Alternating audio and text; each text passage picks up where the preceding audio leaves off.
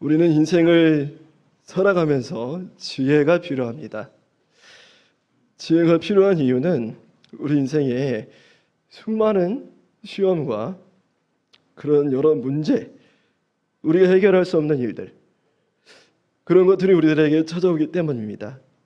아무리 믿음을 잘 지키는 성도일지라도 우리에게 다가오는 시험, 언제 어느 때 우리들에게 다가오는 시험, 우리가 알 수 없는 그 시험을 우리로서는 막을 길이 없습니다.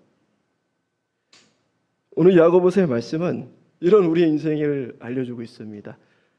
시험을 당할 수밖에 없는 인생, 그리고 그런 시험을 당하는 인생 가운데서 간절히 지혜가 필요한 인생, 이런 우리의 인생을 알려주고 있습니다.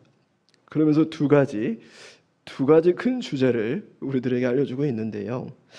먼저는 시험을 주시는 이유에 대해서 우리들에게 알려주십니다. 성도에게 시험을 주시는 이유. 먼저 시험을 통해서 하나님은 성도를 테스트하십니다. 성도를 시험하는 것, 말 그대로 성도를 시험하시기 위해서 믿음을 잘 지키는지 그렇지 않은지, 하나님만을 의지하는지 그렇지 않은지, 그러기 위해서 시험을 하신다는 것입니다. 그리고 두 번째 주제는 시험을 통과할 수 있는 지혜, 우리가 그것이 간절히 필요한데 그 시험을 통과할 수 있는 지혜를 믿음으로 간구해서 찾을 것을 말씀해주고 있습니다. 오직 믿음으로만 구해서 찾으라는 것입니다. 그래서 오늘 말씀 크게 두 가지로 말씀을 드릴 텐데 다시 한번 말씀드리자면, 첫째는 시험을 통해서 성도를 시험하시는 하나님, 테스트하시는 하나님. 두 번째로는 믿음으로 간구하는 자에게, 시험 가운데 믿음으로 간구하는 자에게 지혜를 주시는 하나님에 대해서 오늘 말씀을 드리겠습니다. 오늘 이 본문 야고보서에서는 당시 이 초대교회 때 수많은 박해가 있지 않았습니까? 성도들을 향해서 엄청난 박해가 있었는데 그 박해를 피해서 이스라엘 주변 여러 곳으로 흩어진 성도들에게 그들의 최대 관심사인 이 시험에 대해서 먼저 권면해주고 있습니다. 시험이란 어떤 것인가? 지금 너희들이 당하고 있는 이 시험의 의미는 무엇인가? 이것을 하나님께서 먼저 알려주시고 있는 것입니다. 그래서 하나님은 이 시험을 당하는 성도에게 필요한 기본 마음가짐, 시험을 지금 막 당하고 있는 이 성도들에게 필요한 마음가짐이 무엇인가? 그것을 먼저 알려주고 있죠. 그것은 바로 기뻐하라는 것입니다. 우리 말씀은 2절 말씀인데요. 2절 말씀 우리 같이 함께 읽어보도록 하겠습니다. 내 형제들아, 너희가 여러 가지 시험을 당하거든 온전히 기쁘게 여기라. 한 가지 시험이라고 합니까? 여러 가지 시험, 우리가 알 수 없는 수많은 시험이 우리들에게 다가오는데 그 여러 가지 시험을 당하거든 온전히, 여기서 온전히는 100%입니다. 100% 기쁘게 여기라. 시험을 당하거든 온전히 기쁘게 여기십니까? 우리 자신에게 적용을 해야 되는 것이죠. 나는 과연 시험 가운데 기뻐하고 있느냐? 시험을 만나면은 사실 1%도 기뻐하기 어려운 우리들이지 않습니까? 근데 하나님은 온전히 100% 기뻐하라 말씀하고 있습니다. 성경은 아무리 사려가 깊고 소망이 충만한 성도들에게도 시험과 고통과 고난은 주어지게 된다고 말씀하십니다. 하나님의 자녀인 성도에게 반드시 시험과 고난이 찾아온다는 것입니다. 하지만 성도가 시험을 만날 때, 고난에 처했을 때 그것을 온전히 기쁘게 여기라. 온전히 기쁘게 여기라 하나님께서 우리들에게 알려주고 계시는 것입니다. 하나님은 더 나아가 이런 말씀까지 우리들에게 해주시는데 베드로전서 4장 12절 말씀 우리 같이 앞에 보시고 같이 읽겠습니다. 사랑하는 자들아 너를 연단하려고 오는 불시험을 이상한 일 당하는 것 같이 이상히 여기지. 너희를 연단하려고 오는 어떤 시험을 말합니까? 불시험이라고 하지 않습니까? 불시험. 아주 견디기 어려운 시험. 우리가 감히 헤쳐나갈 수 없는 시험. 그런 불시험을 당할 때 어떻게 하라고 합니까? 이상히 여기지 말라고 합니다. 왜냐하면 그 가운데 하나님의 뜻이 있기 때문에 그런 것이죠. 왜 나에게 이런 시험이 왔습니까? 원망하지 말라는 얘기입니다. 왜 나에게? 다른 사람들은 다 넉넉히 잘 살아가고 있는데, 걱정 없이 살아가고 있는데 왜 나에게 이런 시험을 주십니까? 원망하고 의기소침하지 말라는 것입니다. 왜냐하면 성도를 향한 시험에는 반드시 아버지께서 주시는 이유와 목적이 있기 때문인 것입니다. 어제 소도에서도 이야기했지만 하나님께서 우리에게 주시는 시험은 바로 테스트입니다. 학생들이 학교에서 시험을 보지 않습니까? 자기 실력을 검증합니다. 자기 실력이 어느 정도인지 검증을 하게 되죠. 하나님께서 우리들에게 시험을 주셔서 우리의 믿음이 과연 어느 정도에 있는가? 과연 우리가 이 세상 살아가면서 오직 하나님만을 바라보고 살아가는가? 오직 하나님만을 의지하며 살아가는가? 오직 나의 사랑하는 자녀가 다른 곳으로 한눈 팔지 않고 오직 나만 바라보고 있는가? 이런 이유로 이런 시험을 하시기 위해서 하나님 우리 인생 가운데 테스트를 하시는 것입니다. 시험을 통해서요. 그래서 이 신명기에서도 보시면 이런 말씀이 우리들에게 전해집니다. 우리 신명기 8장 14절 말씀부터 우리 같이 읽겠습니다. 내 마음이 교만하여 내 하나님 여호와를 잊어버릴까 염려하노라. 여호와는 너를 애굽 땅 종되었던 집에서 이끌어내시고 15절 너를 인도하여 15절 읽겠습니다. 같이 너를 인도하여 그 광대하고 위험한 광야 곧 불뱀과 전갈이 있고 물이 없는 건조한 땅을 지나게 하셨으며 또 너를 위하여 단단한 반석에서 물을 내셨으며 16절 내 조상들도 알지 못하던 만나를 광야에서 내게 먹이셨나니 이는 다 너를 낮추시며 너를 시험하사 마침내 내게 복을 주려 하심이었느니라. 16절에 뭐라고 합니까? 이는 다 여기서 말하는 이는이 무엇입니까? 그 전까지 이야기한 험난한 과정을 이야기하고 있는 것이죠. 광야 생활 동안 그들에게 주었던 험난한 여정, 이것을 주신 이유는 뭐라고 합니까? 다 너를 낮추시며 너를 시험하사 마침내 내게 복을 주려 하십니다. 이것이 하나님의 뜻입니다. 이런 계획과 뜻이 있기 때문에 성도들이라면, 우리가 하나님의 자녀들이라면 아버지 되신 하나님께서 우리를 시험하시는 것입니다. 그래서 시험을 100% 기뻐하라 말씀해 주시는 것이죠. 우리의 인생을 광야길이라고 하지 않습니까? 이 광야 같은 우리 인생길이 시험의 연속일지 몰라도 하나님은 언제나 우리와 함께 하셔서 이 시험을 통해서 마침내 우리들에게 복을 주시려는 하나님이신 것입니다. 그래서 기뻐하라는 것입니다. 그리고 또 기뻐해야 될 이유는요, 하나님은 우리에게 여러 종류의 시험을 우리에게 주셔서 우리로 하여금 인내하는 법을 알게 하십니다. 우리가 인내를 어떻게 배웁니까? 어떤 사건 속에서 배웁니다. 어떤 경험 속에서 배웁니다. 견디고 힘든 어려운 가운데서 내가 헤치고 내가 그 가운데서 자라나고 성장할 때, 그때 우리가 인내를 배우지 않습니까? 그래서 이 인내, 그 인내하는 법을 알게 하시기 위해서 시험을 주시고, 그리고 온전히 구비되어서 모든 여건과 상황에서도 조금도 부족함이 없게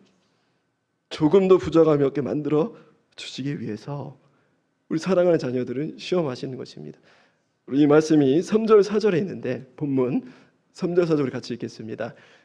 이는 너희의 믿음의 시련이 인내를 만들어낸 줄 너희가 알미라.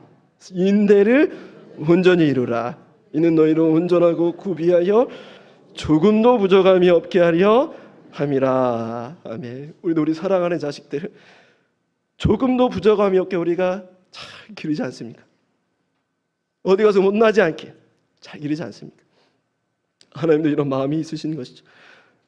이와 같은 연단의 목적으로 우리들 삶 가운데 시험이 찾아오는 것이고, 하나님 우리에게 우리 인생의 고난과 역경, 이 고난과 역경을 재해석하시기를 원하십니다. 다시 한번 생각하시기를 원하십니다. 고난의 재해석. 우리에게 혹시 고난이 있습니까? 지금 우리가 당하는 시험이 있습니까? 그것을 다시 한번 생각하시길 하나님 원하시는 것이죠.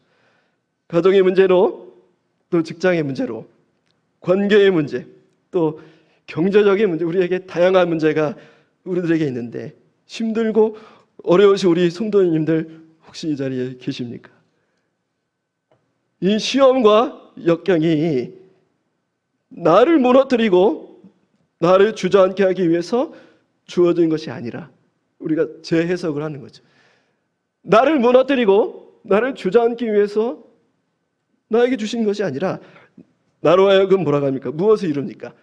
인내를 온전히 이루게 하고, 그리고 나를 준비된 사람으로 만드셔서 마지막에 뭡니까? 마침내 하나님께서 우리에게 복을 주시려는 하나님의 이런 뜻이 있구나.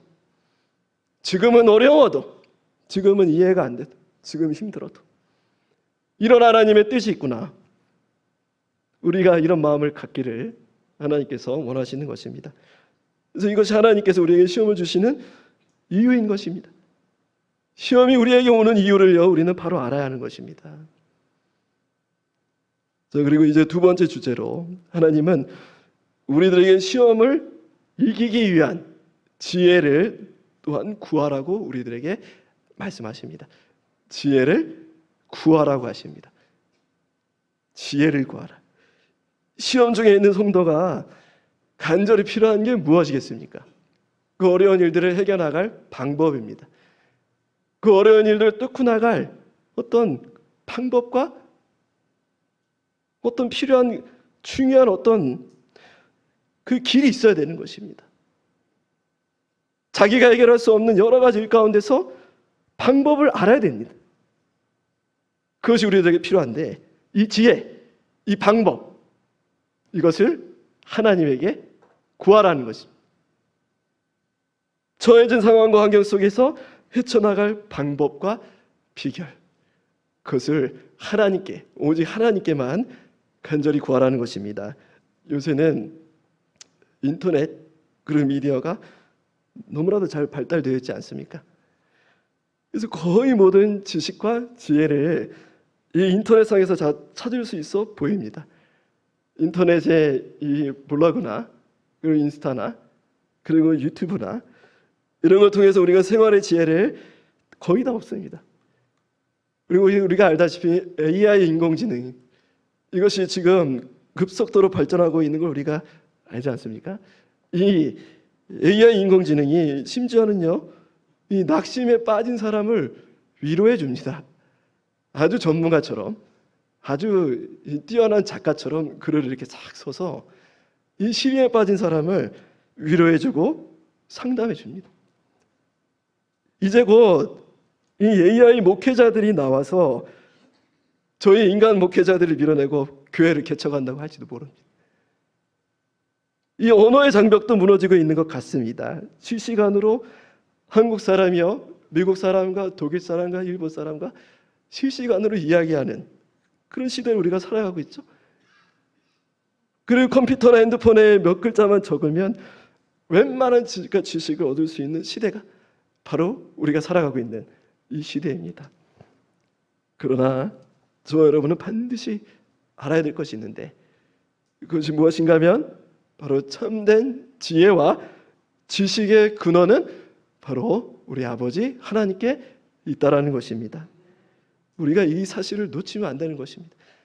너무나도 주위에 우리가 구할 수 있는 지혜가 많고 지식이 많기 때문에 하나님께서 지혜의 근원이라는 사실, 이것을 우리가 너무나도 쉽게 잊으며 살아갈 수 있게 되는 것이죠. 우리가 이 사실을 놓치면 안 되는 것입니다. 하나님의 자녀라면, 하나님의 성도라면 이와 같은 사실을 놓치면 안 됩니다. 하나님이 우리의 지혜의 근원이시고 명철의 시작이라는 것, 우리가 절대로 잊으면 안 되는 것입니다. 우리 인생에 시험을 주시는 분도 하나님이시고, 어려운 일, 우리가 풀어나갈 수 없는 일, 그런 모든 일을 주시는 분도 하나님이시고, 그리고 더불어 그 모든 문제의 답을 알고 계시는 분도 하나님이십니다. 지혜이신 하나님, 하나님 자체가 바로 지혜이신 것입니다. 그래서 우리 성도는 시험 가운데 온전히 하나님께 지혜를 구해야 하는 것입니다. 우리 5절의 말씀 본문 5절 우리 같이 읽겠습니다. 너 중에 누구든지 지혜가 부족하거든 모든 사람에게 후히 주시고 꾸짖지 아니하시는 하나님께 구하라. 그리하면 주시리라. 네, 이 말씀은 하나님께서 지혜를 구하는 자들에게 반드시 지혜를 주신다는 강조의 표현입니다. 하나님께서 반드시 주신다는 것이죠. 후히 주신다라고 말씀하지 않습니까? 후히 주신다. 이 말씀은요, 아주 너그럽게 주신다는 것입니다. 넉넉하게 차고 넘치도록 우리의 간구를 들어주시고 우리에게 지혜를 주신다는 것입니다. 그리고 꾸짖지 아니한다 말씀이 있지 않습니까? 이 꾸짖지 아니하신다라는 말씀은 우리가 어린아이들을 생각하면 됩니다. 어린아이들이 번거롭게 할 때가 있지 않습니까? 이거 주세요, 저거 주세요, 뭐 해주세요, 사주세요. 우리에게 번거롭게 할 때가 있습니다. 만약에 이렇게 우리가 하나님께 번거롭게 기도를 해도, 정말로 꾸중을 들을 정도 이야기를 한다고 해도 하나님은 꾸중하지 않으시고 책망하지 않으시고 성도들의 기도와 간구를 항상 관대하게 너그럽게 들어주시는 우리 아버지 하나님이신 것입니다. 마치 사랑이 많으신 인자하신 아버지 모습같이 모든 것을 들어주시고 응답해 주시는 하나님이십니다. 그러므로 우리 성도가 지혜가 필요할 때, 삶 가운데서 어찌할 바를 모르고 방법이 필요할 때, 그때 우리는 아버지께 간구해야 하는 것입니다. 모든 지식과 지혜는 여호와를 경외하는 데서부터 시작한다고 했습니다. 하나님 아는 것이 지식의 근본이라고 했습니다. 그러므로 믿는 자들은 시험에 들 때, 어려움이 생길 때 하나님을 만나는 장소라면 그 어디든지 가야 되는 것입니다. 지혜의 근원이신 하나님을 우리가 만나야 되지 않습니까? 하나님을 만날 수 있는 장소, 그것이 어디든지 우리는 가야 됩니다. 그래서 우리가 시험에 들면요, 교회에 나와야 됩니다. 어려운 일이 생기고 내가 헤쳐나가지 못한 여러 가지 일들이 생길 때 우리는 교회에 나와야 됩니다. 그래서 하나님께 간절히 부르짖어야 합니다. 간혹 우리가 시험에 들었는데요, 오히려 교회를 안 나오신 분들이 많이 계십니다.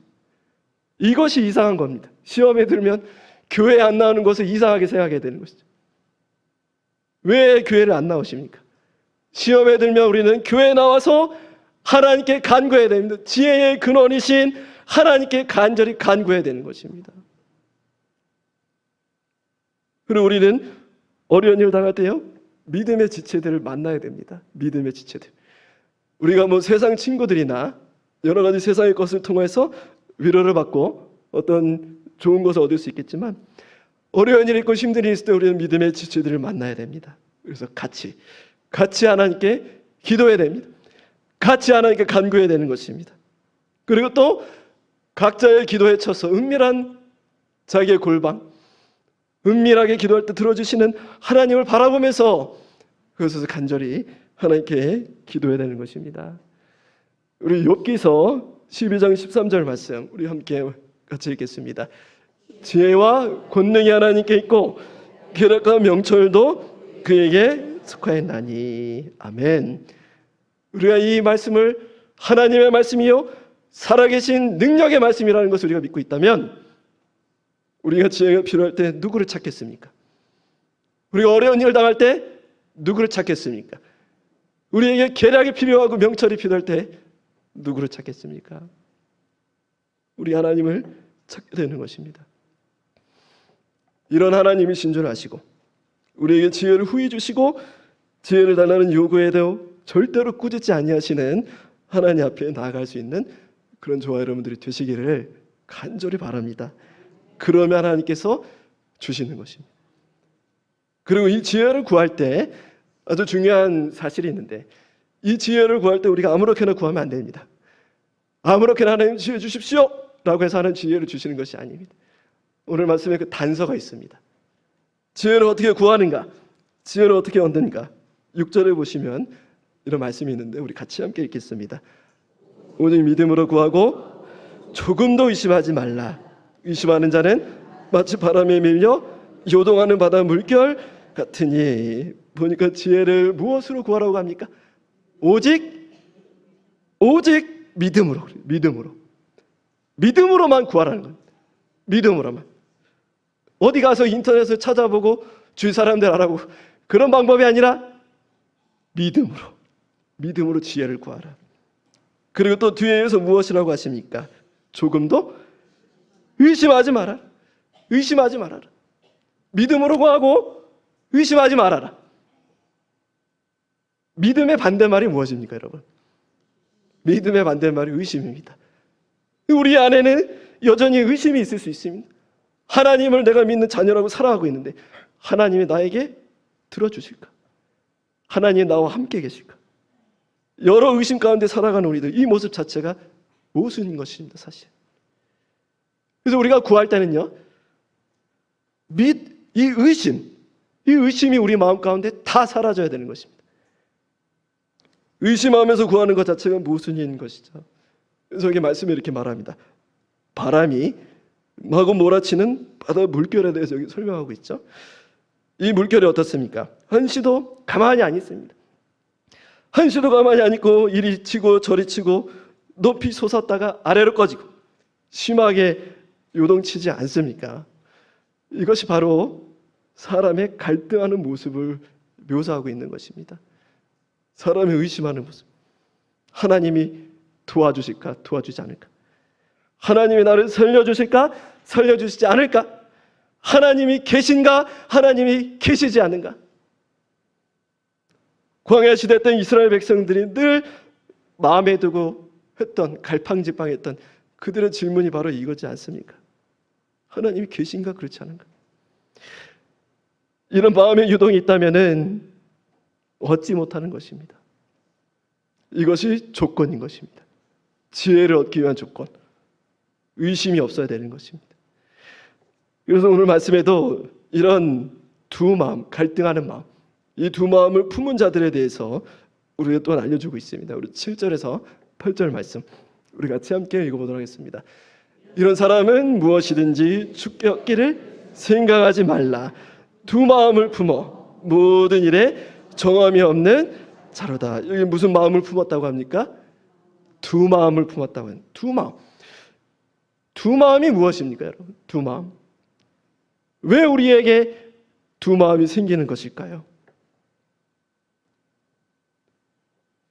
두 마음이 무엇인가 하면요, 첫 번째는 내가 하나님을 믿는 마음입니다.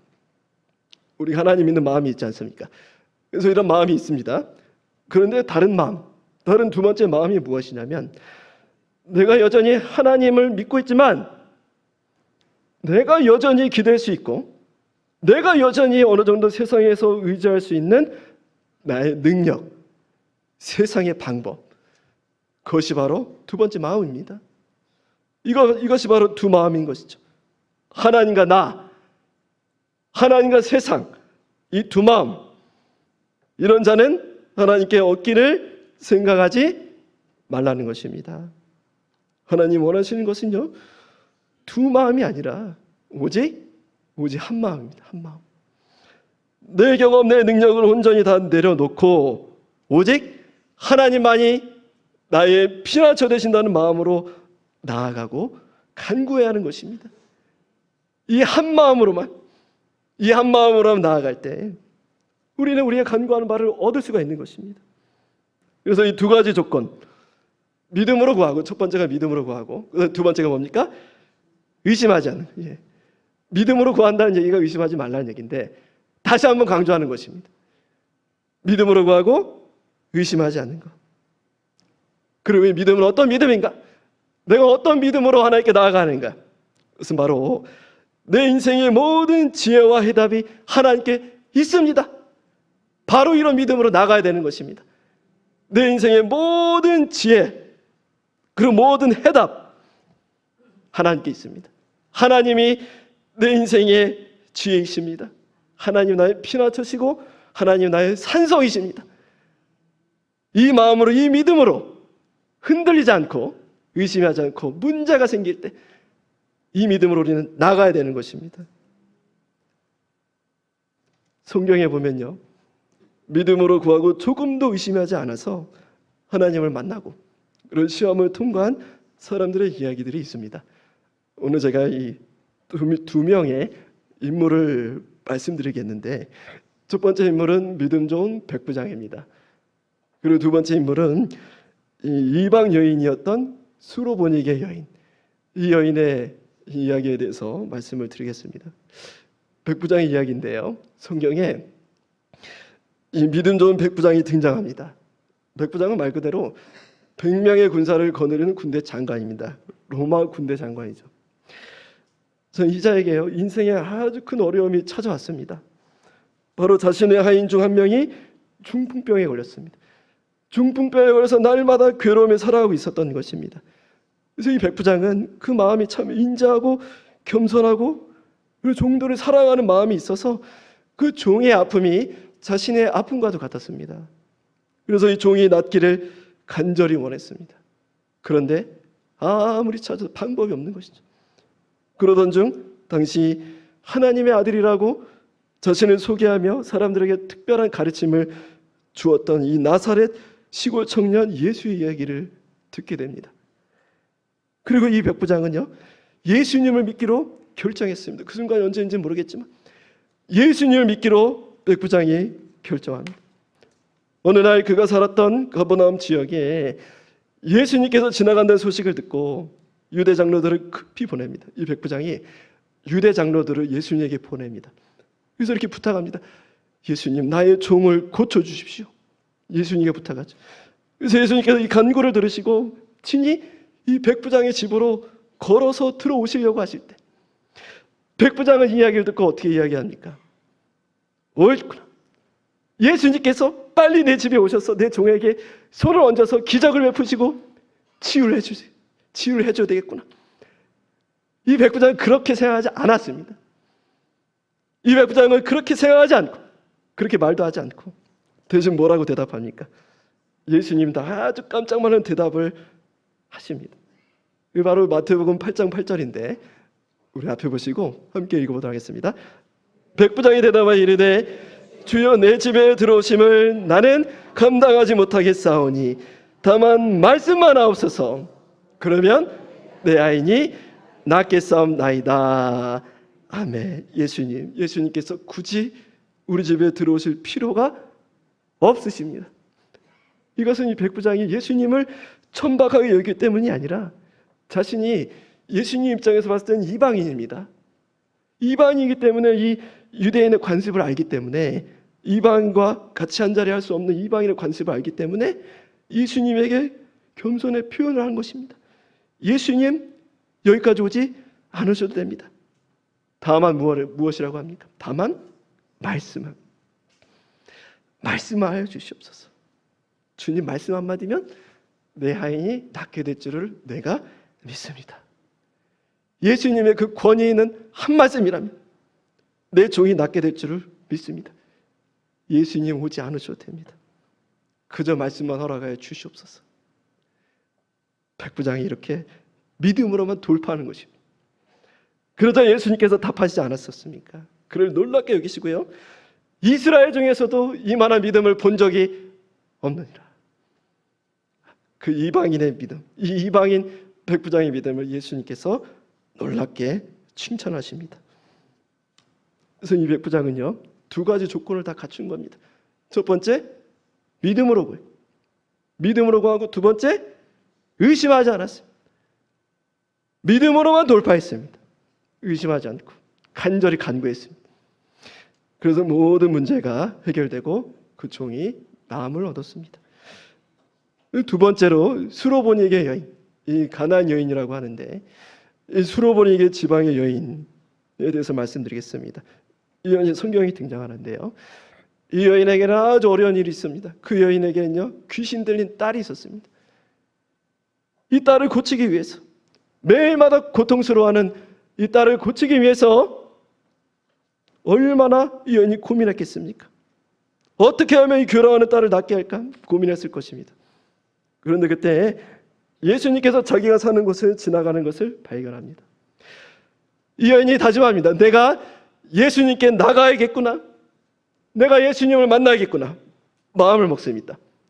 예수님께 가서 소리를 지르며 예수님에게 요청합니다. 예수님, 제 딸을 고쳐주세요. 예수님, 제 딸을 고쳐주세요. 이때 예수님은 이 여인에게 믿음의 시련을 주시고자 이 여인을 아주 철저하게 거절합니다. 예수님께서 거절하십니다. 예수님께서 이 여인을 4번이나 거절합니다. 4번이나. 예수님께서 처음에 이렇게 거절하셨죠.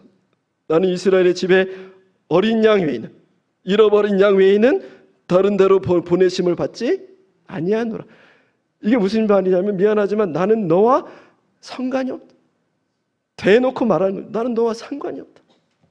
이렇게 거절합니다. 그리고 끝내는 이 여인을 모욕하면서 거절합니다. 어떤 말을 했냐면요, 예수님께서 내 자녀의 떡을 취하여 개들에게 던짐이 마땅하지 아니하니라. 이 말씀이 이거든요. 내 자녀는 이스라엘 백성들인데 너와 같은 이방인들은 바로 개와 같다. 이런 인종적인 차별로 이 여인을 완강하게 거절합니다. 매몰차게 거절합니다. 그런데 이 여인이 이 예수님의 마지막 말씀에 뭐라고 대답한 줄 아십니까? 예수님, 주여 올소이다마는, 주님이 맞습니다마는 개들도 제 주인의 상에 떨어지는 부스러기를 먹습니다. 이 여인의 심정이 무엇입니까? 나는 예수님께서 선하신 주님이심을 믿습니다. 지금 믿음의 시련을 주셨더라도 나는 개의치 않습니다. 나는 주님이 선하신 주님이심을 믿습니다. 내게 믿음이 있는 한 오직 당신께만 부탁하겠습니다. 이 여인이 이런 심정으로 예수님에게 갔던 것이죠. 예수님께서 이 여인에게 대답합니다. 이 여인이 시험에 통과한 겁니다. 예수님께서 대답하십니다. 여자여, 내 믿음이 크도다. 내 소원대로 되리라. 그 즉시 이 여인의 사랑하는 딸이 낫게 됩니다. 저와 여러분도 우리 인생에서 시험을 만날 때, 시험을 주시며 우리를 연단하시는, 우리를 테스트하시는 하나님이심을 믿으시기를 바랍니다. 그리고 오직 우리가 무엇을 구해야 됩니까? 2가지 조건이라고 했죠. 믿음으로 구하고 의심하지 않으며. 맞습니다. 믿음으로 구하고 의심하지. 어떻게 다른 데서 방법을 찾는 게 아닙니다. 지혜의 근원이신 하나님께 나와서 믿음으로 구하고 그리고 의심하지 않으면 아무리 어렵고 힘든 시험과 역경이 우리들에게 찾아올지라도 하나님께서 우리를 건져주실 줄 믿으시길 바랍니다. 하나님은 시험을 통해서 우리를 만나시고 우리의 마음을 온전히 하나님께만 향하기를 원하시는 하나님이십니다. 시험의 이유는 다른 게 아닙니다. 우리에게 여전히 있는 2 마음, 우리 하나님을 섬긴다고 하면서 하나님도 섬기고 세상에도 기웃거리는 이 2 마음, 이 2 마음을 해제시키시고 오직 한 마음으로 하나님만 의지하며 하나님만 신뢰하며 하나님 예비하신 길을 걸어가길 원하시는 하나님의 그 뜻이 바로 시험의 이유인 것입니다. 우리에게 있는 지금 각자의 시험이 무엇입니까? 우리에게 다 여러 가지 종류의 시험이 있지 않습니까? 이와 같은 시험을 오늘 말씀 가운데 재해석하시기를 원합니다. 다 말씀의 은혜 가운데 성령의 감동 가운데 재해석을 하시고 다른 곳에서 지혜를 간구하지 마시고 다른 곳에서 어떻게 하면 이 문제를 해결할까 찾지 마시고 오직 하나님께만 나오셔서 믿음으로만 간구하셔서 도우신 하나님을 체험하시고 하나님께 영광 돌릴 수 있는 그런 저와 여러분이 되시기를 간절히 축원합니다. 기도하시겠습니다. 시험을 우리에게 허락하시는 주님, 그리고 그 시험 가운데 기뻐하라고 하시는 주님, 시험에는 이유가 있다고 우리들에게 말씀해 주시면서 이 시험을 통과해야지만 우리에게 예비된 많은 복을 주시겠다고 약속하신 우리 아버지 하나님, 우리가 시험을 이겨내기 원합니다. 우리에게 주어진 여러 어려운 일들을 오직 믿음으로만 헤쳐나가기를 원합니다. 의심하지 않게 해주시옵소서. 세상에서 기웃거리지 않게 해주시옵소서. 하나님만 바라보며 하나님이 나의 지혜이시요 하나님 나의 산성이시요 나의 반석이라는 믿음만을 가지고 하나님께 간절히 나갈 때 우리 삶 가운데 나타나셔서 우리를 만나주시고 우리의 모든 기도의 간구를 들어주시고 응답해 주시는 우리 아버지 하나님의 은혜를 날마다 체험해 살아가는 우리 주의 백성들 될 수 있도록 하나님 인도하여 주시옵소서. 예수님의 이름으로 기도합니다. 아멘.